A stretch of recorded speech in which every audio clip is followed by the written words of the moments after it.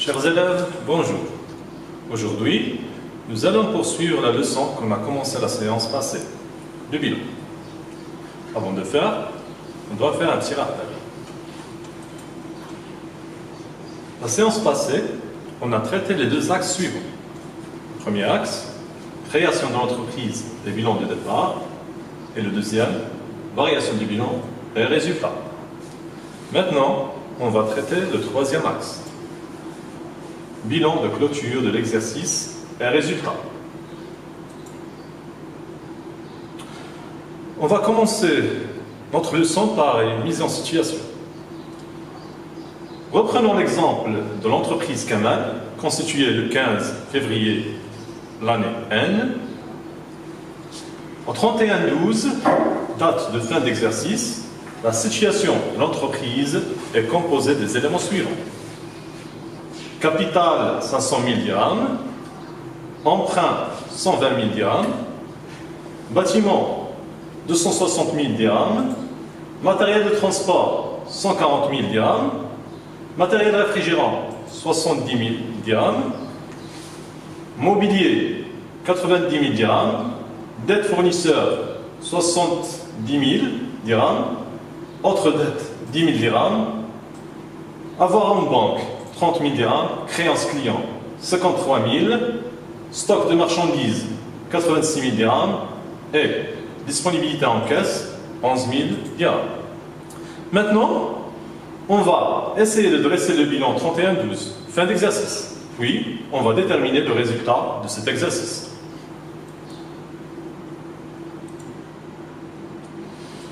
En pratique, l'entreprise ne peut pas dresser un nouveau bilan après chaque opération, vu le nombre important de ces opérations qu'elle est peut-être amenée à effectuer quotidiennement. C'est pourquoi la loi a exigé un bilan annuel dressé à la fin de chaque exercice. Ce bilan permet à la fois de présenter la situation de l'entreprise à la fin de l'exercice et de mettre en évidence le résultat final de l'exercice. Maintenant, on passe à la détermination du résultat à partir du bilan.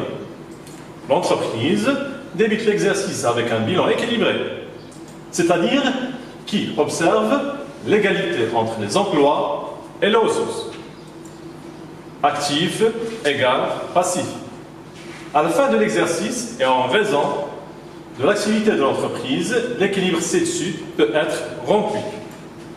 Soit par excédent des emplois sur les ressources, ce qui va constituer un enrichissement de l'entreprise, c'est-à-dire un bénéfice, soit par un excédent des ressources sur les emplois, ce qui constitue un appauvrissement de l'entreprise, une perte. D'où on peut écrire le résultat égal l'actif moins le passif, ou bien le résultat égal actif diminué du capital et des dettes. Si le résultat est positif, c'est-à-dire l'actif supérieur au passif, on a ici un bénéfice. Par contre, si le résultat est négatif, c'est-à-dire l'actif inférieur au passif, ici on parle d'une perte. Maintenant, on revient à notre exemple. Il s'agit ici d'un bénéfice. Bon, dans le bilan de fin d'exercice, le bénéfice vient augmenter les capitaux propres de l'entreprise. Comme vous voyez, l'actif immobilisé se compose des mêmes éléments. L'actif circulant, on a un stock de 86 000 dirhams. Et enfin, le total de l'actif 740 000 dirhams est toujours égal au total du passif, 740 000 dirhams. Ici, on observe qu'il y a un bénéfice de 40 000 dirhams. Ce bénéfice est le résultat de l'actif moins le capital et les dettes.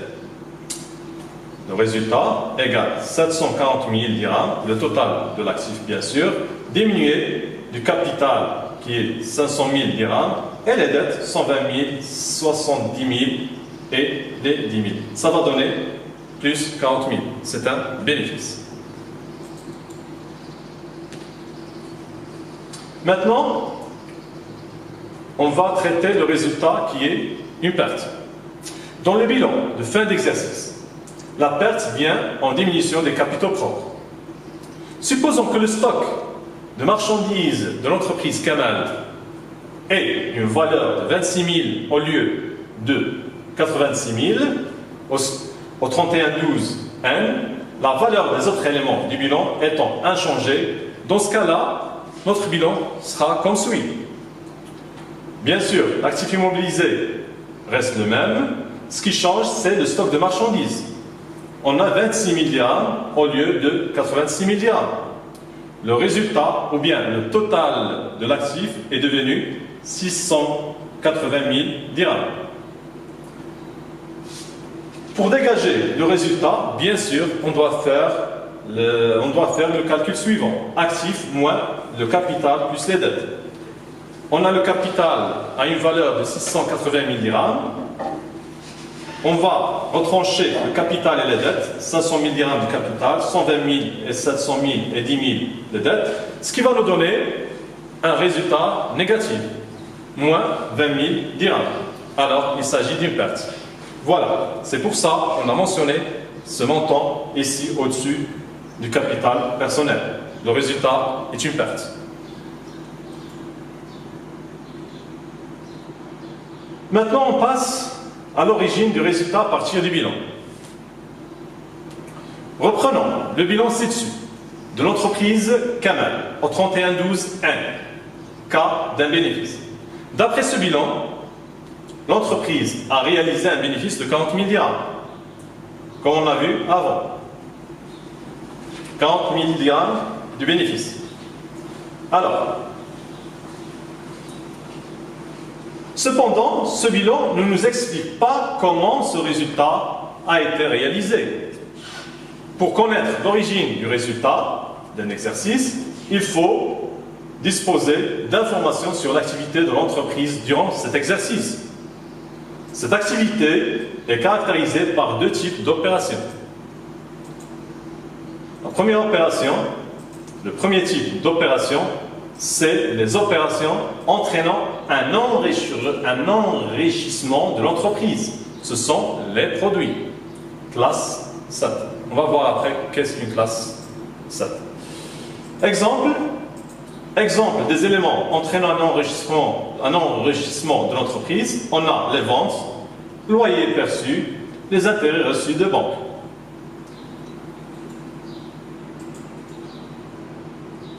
Puis, on a les opérations, le deuxième type d'opération sont les opérations entraînant un appauvrissement de l'entreprise. Ce sont les charges, classe 6. C'est ce qu'on va voir à la leçon prochaine, Inch'Allah. Exemple des charges entraînant un appauvrissement de l'entreprise. On a les achats de marchandises, de matières premières, les versements des salaires, les impôts, les loyers.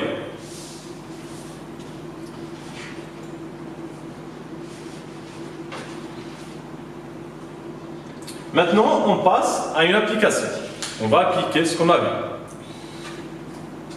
Au début de l'exercice N, les éléments du bilan de l'entreprise Hamdi se présentent ainsi. On a matériel 120 000 dirhams, du mobilier de 100 000 dirhams, un fonds commercial de valeur de 400 000 dirhams, marchandises 480 000 dirhams, avoir en caisse 128 000 dirhams, l'avoir en banque 392 000 dirhams, avoir en chèque postaux 8 000 dirhams, dû par les clients 28 000 dirhams, dû aux fournisseurs 72 000 dirhams.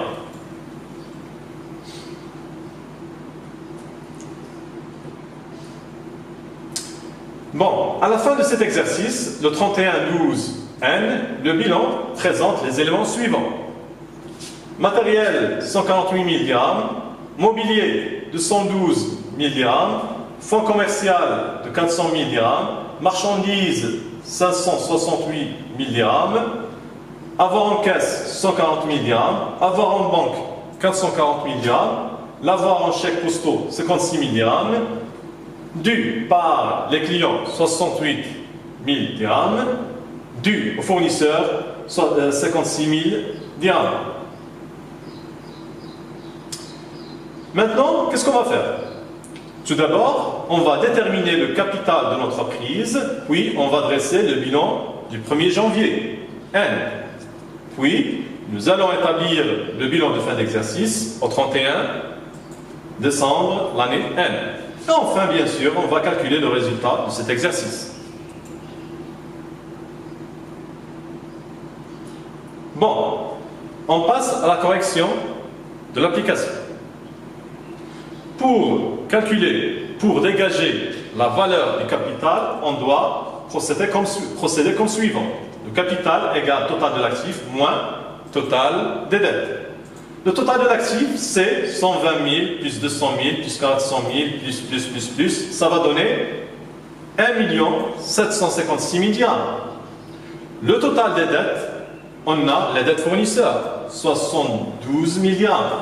Alors, le capital, c'est 1 684 000 dirhams moins 72 000 dirhams, ce qui va donner 1 684 000 dirhams. C'est le capital de l'entreprise. Alors, le bilan de l'entreprise Hamdi au 1er janvier l'année N est comme suit. Les éléments de l'actif sont: à l'actif immobilisé, on a le fonds commercial 400 000 dirhams, le matériel 120 000 dirhams, le mobilier 200 000 dirhams. À l'actif circulant, on a un stock de marchandises de 480 000 dirhams et les créances d'actifs circulants, clients, on a 28 000 dirhams. L'avoir en banque, 392 000 dirhams, chèques postaux 8 000 dirhams, les disponibilités en caisse 128 000 dirhams. Le total, c'est 1 756 000 dirhams. On passe au passif. Le financement permanent, on a un capital personnel qu'on a dégagé tout à l'heure, 1 684 000 dirhams, et les dettes fournisseurs, 72 000 dirhams. Et bien sûr, le total de l'actif égale le total du passif, 1 756 000 dirhams.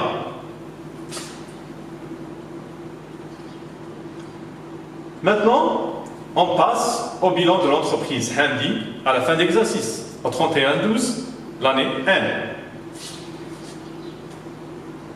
Dans l'actif, on a l'actif immobilisé, le fonds commercial et le matériel et le mobilier le fonds commercial, on a 400 000 dirhams, matériel 148 000 dirhams, mobilier 212 000 dirhams.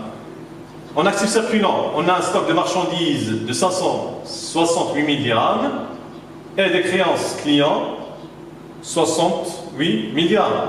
Par contre, la banque, l'avoir en banque 440 000 dirhams, chèques postaux 56 000 dirhams, l'avoir en caisse 140 000 dirhams.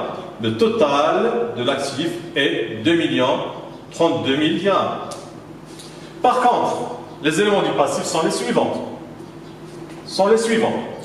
Les capitaux propres, capital personnel 1 684 000 dirhams.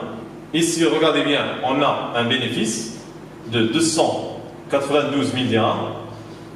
Les dettes fournisseurs, 56 000 dirhams. Et bien sûr, le total, c'est 2 32 000 dirhams. Bien sûr, le résultat est un résultat positif de 292 000 dirhams. Maintenant, on a terminé notre leçon. On se verra la prochaine séance, Inch'Allah. Merci.